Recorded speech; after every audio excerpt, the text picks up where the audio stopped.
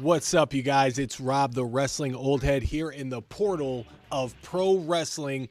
About to break things down like a shotgun here. So I'm off my rocker and I'm thinking about the CM Punk Seth Rollins go home promo leading into the debut of Raw on Netflix, where they're seemingly going to be in the main event. Until further notice, I'm going to say that is the main event. And by all intents and purposes, this should be the main event. I understand that Solo Sikoa and Roman Reigns are also going to be on this historic card for January the 6th in Los Angeles. However, the real big matchup here is CM Punk and Seth Rollins. We know that Roman Reigns and Solo Sikoa, there is a beef there. The Ula Fala is on the line.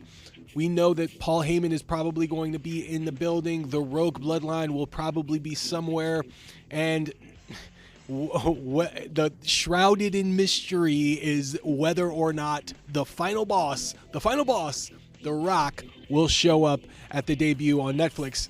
If I was a betting man, which I'm not, I would say count on The Rock being there. And if he is one of the first big names to show up after the Roman Reigns Solo Sikoa match and just shows up and maybe takes the Ula Fala in his grasps, in his possession, I think that would be a good way to start off the debut on Netflix. Just my thought, just my theory. And actually, I'm going to tell you about that. I do think Roman Reigns is going to beat Solo Sikoa. Instead of getting the Ula Fala, I think Solo is going to grab the Ula Fala and he's going to toss it to The Rock. The Rock is going to have it in his possession. He's going to hold it up and look at Roman Reigns. And I think that's all you need from The Rock. I don't think you need a big promo. I don't think you need some big confrontation. I think that is the only shot you need. And I don't believe that it needs to end the program. I think going with Seth Rollins and CM Punk is a better choice because it's a great match. It's going to be one of the greatest, most anticipated matches that the WWE has had since CM Punk has made his return. Now, I would say that it's a first ever match, but I don't believe so. I believe in 2013, if I had to be correct on that, Seth Rollins and CM Punk had a one-on-one match. And then if you do remember when the Shield debuted, they were originally supposed to be with CM Punk. Then it was a split and CM Punk started to go opposite of Daniel Bryan and John Cena. There was, I think, a couple matches with Cody Rhodes and Goldust, so against the Shield. So they have definitely crossed paths before. And actually their story can even be traced all the way back to Ring of Honor. Now, if you go back to 2007 Ring of Honor, there was a stable that debuted, Project 161, also known as Age of the Fall. And when they debuted, after the ladder war, I believe it was a ladder match between the Briscoes, Kevin Steen, and El Generico, it was Jimmy Jacobs led stable with Tyler Black and the Necro Butcher, and they made their presence known in a very controversial way by hanging one of the Briscoes, and I believe it was Jay, by his ankles up in the rafters while the blood was dripping on the white suit of Jimmy Jacobs. I was obsessed with that storyline. I thought it was brilliant. Very controversial for Ring of Honor at that time. That wasn't something that they normally would do, but it definitely got a lot of attention, and they used that to their advantage by showing edited footage, by putting it up on their video wire, by getting the fans talking about it. And Jimmy Jacobs led this cult-like stable through 2007, I think, until like 2010, 2000, something like that. And then in 2009, CM Punk was in the WWE. He had a very similar cult-like stable called the Straight Edge Society. So it's an interesting thing with CM Punk and Seth Rollins because the entire underlining foundation of their story is that Rollins is basically the answer to the question, what if CM Punk didn't step outside of the sandbox? They both grew up in a similar part of the country, Illinois, wrestling on the indies. They went to Ring of Honor, where they both became champions, and very quickly after they became champions, they were identified by the WWE as someone to sign. Rollins spoke obviously of asking to be trained by Punk. He looked up to CM Punk, and that's a story that they're telling outright, but they're also like, they're making it underlying. You have to do your research to really dig and find out why Punk took Rollins in, and the history, the real history there. There's a lot of rich history there. And so if you ask people who were there, who went to those shows, Rollins was notoriously seen as a young CM Punk, but not always in a complimentary way. Rollins did his own version of the Summer of Punk to less fanfare. And then if you think about it, Triple H handpicks Rollins, who Punk had a notoriously acrimonious relationship with. So it's like when Punk would zag, Rollins zigged. So you have to shine some light on this history to kind of understand these two, you know. And it's also interesting how the crux of this exchange is the two of them being survivors of the Vince regime in different ways. Rollins stayed through the war and was really nice in the locker room and did what he was told, even though things didn't always go as planned, like his championship runs and some of the gimmicks and storylines he was given. It just didn't really knock it out of the park, but he stuck through it. He was of service to the role that he was given, no matter if it was good or not. Punk, on the other hand, would always stick up if things didn't work out, if things weren't going his way. He always had something to say about it. He was brash. He was the one to speak up. He did not want to feel like he was being run over. So you can see there are some parallels there where they seem to be going in different directions.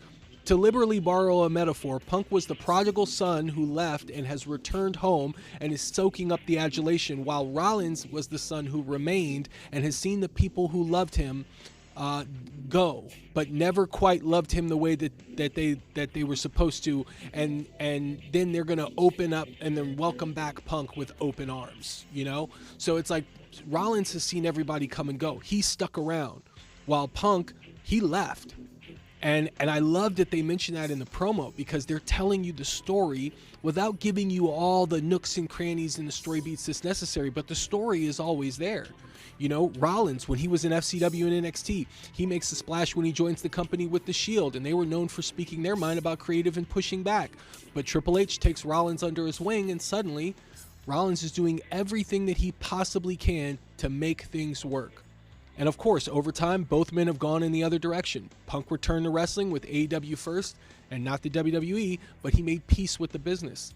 It didn't end well with AEW, of course, and now he's back in the WWE, and he's by all accounts been a well-liked and respected member of the locker room. But Rollins, meanwhile, remembered that all those bridges that were burned, all that attitude that Punk had when he left, he never forgot. And he wants to remind everybody who Punk really is. And I think that's just a phenomenal story. And I say that to say that at Raw, I really hope that this isn't just a one-off match. I would actually be one of the guys that wouldn't mind if this match ended without a decision, a decisive finish.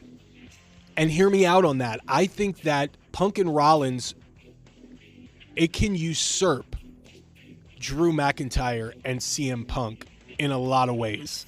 Now, CM Punk and Drew McIntyre was my feud of the year for 2024. I thought they did a phenomenal job of utilizing both wrestlers when one wrestler was not available and was hurt and got hurt in January. And they kept the story going all the way until their first match in August at SummerSlam, something that I was able to see live, and I can feel the tension and I can feel the excitement in the air. So as great a story as McIntyre and Punk was, something that story could not do that Punk and Rollins can and did do was play off history with a sense of real tension and animosity with a level of thematic depth. And for a go-home promo that got the crowd oohing and ahhing in anticipation for the fight next week, I really don't feel like they should just let it go after this one match. But I have seen rumor and innuendo that has stated that maybe the direction that the WWE should go going into WrestleMania is CM Punk and Roman Reigns. And I would be lying if I said that I didn't see a story there.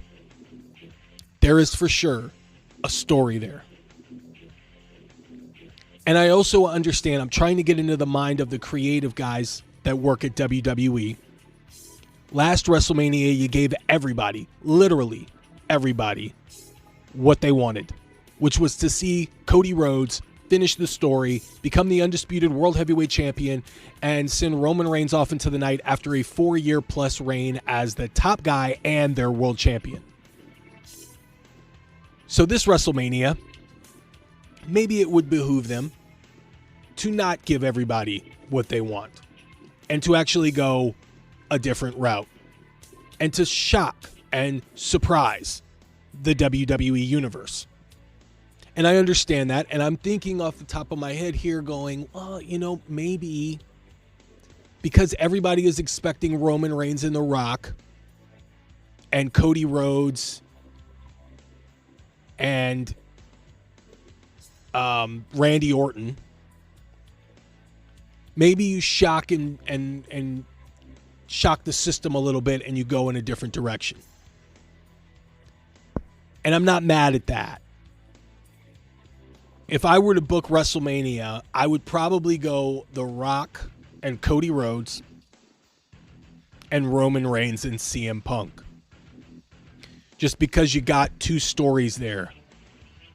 But how much longer can you hold off on Roman Reigns and The Rock?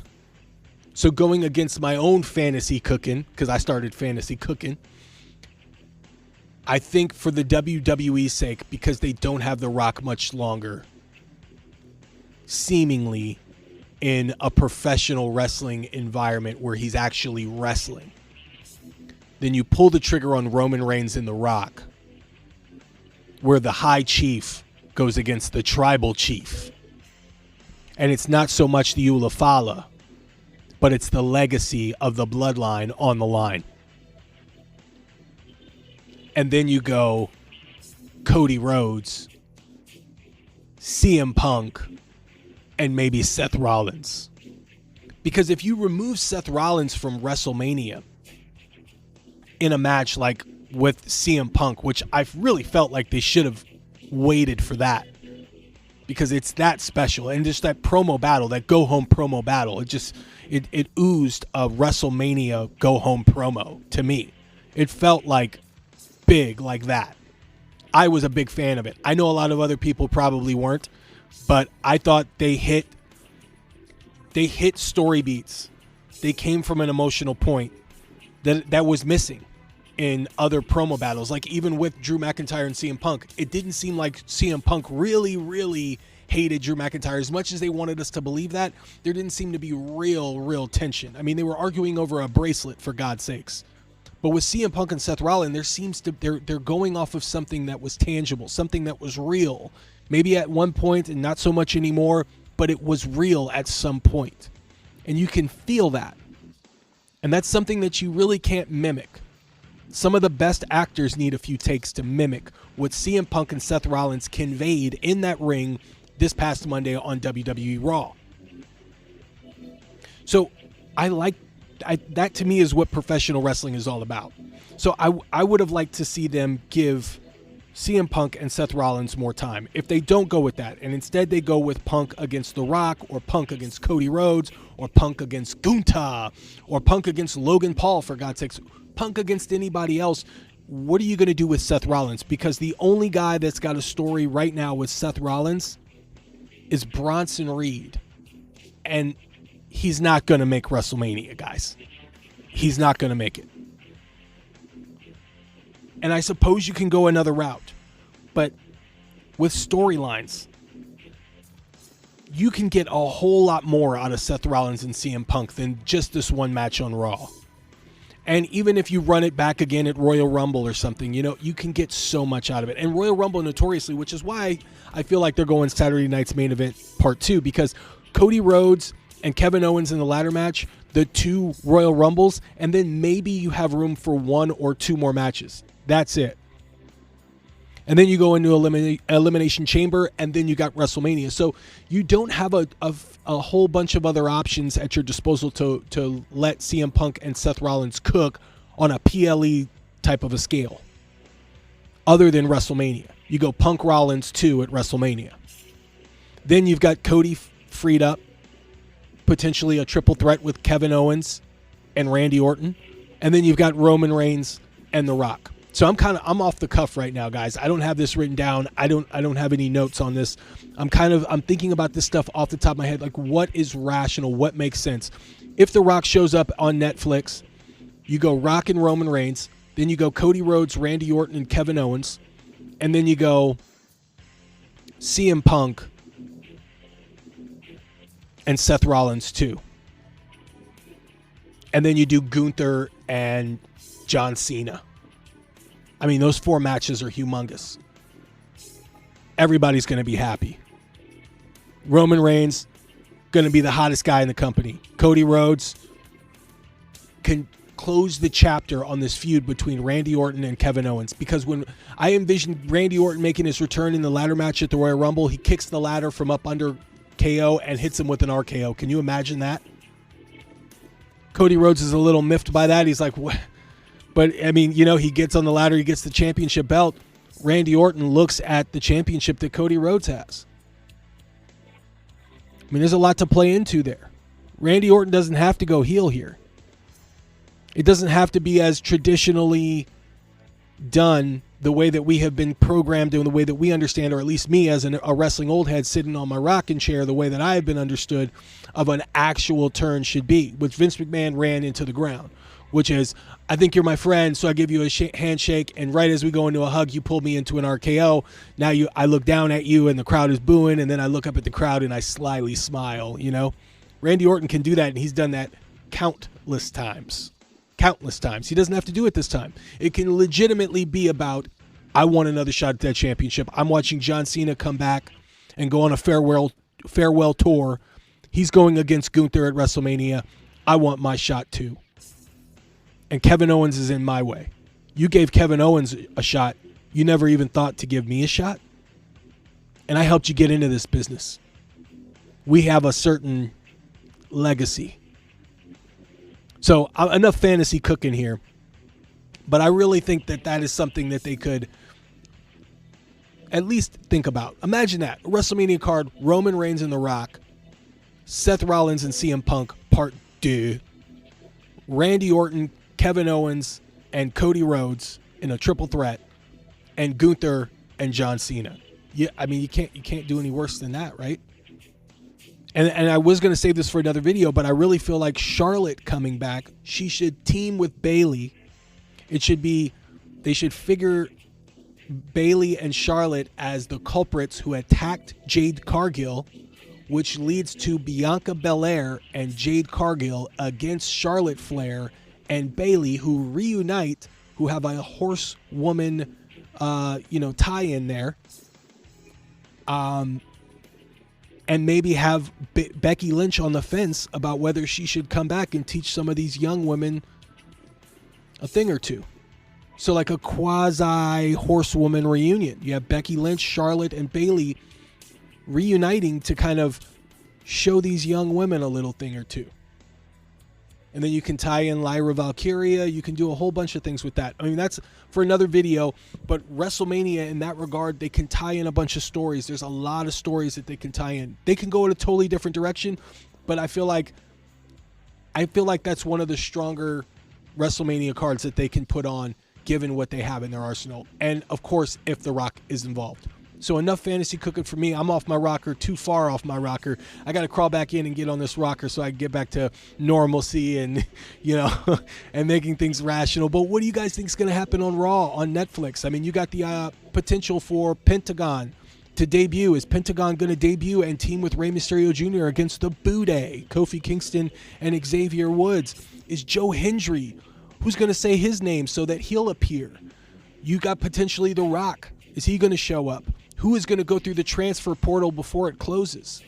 This is going to be one of the biggest, most exciting events of the year, and we are just going to be 6 days into 2025. Where will you be for WWE's debut on Netflix? I can't wait to talk about it. I can't wait to share with you my thoughts. You guys let me know your thoughts. How was I on this fantasy cooking for WrestleMania? Did I explain where I'm looking at this Seth Rollins and CM Punk story adequately? You guys let me know in the comments, and you guys let me know your thoughts on that promo. What did you think about the promo and how it opened up the storyline possibilities going forward? Do you think this should be a one and done, or should it go further beyond that? You guys let me know. Thumbs up on the way out, you guys. And as always, stay tuned for more.